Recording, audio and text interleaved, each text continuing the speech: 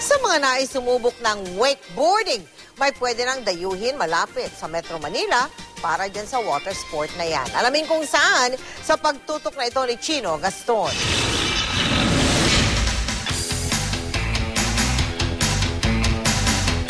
Helmet check, life vest check, suot ng board, at all set ka na mag-wakeboard. Hindi na bago sa mundo ng water sports ang wakeboarding. Pero ang Republic Wake Park sa Nuvali sa Santa Rosa, Laguna, Hunyo nung isang taon lang binuksan.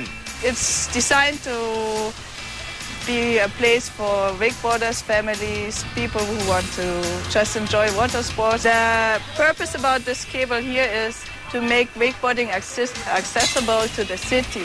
So everybody in the city can enjoy wakeboarding. 1 hanggang 2 oras lang ang layo ng Republic Wake Park sa Metro Manila.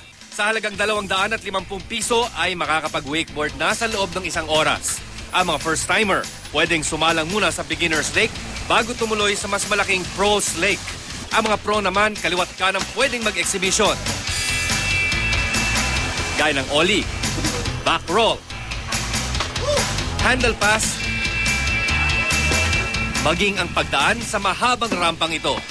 As long as you follow the safety rules and you always consult the operators and the staff from here, you will be safe. Dahil sa lapit sa Maynila, hindi lang sa mga Pinoy patok ang wakeboarding sa Nuvali. I'm here vacation to learn wakeboarding.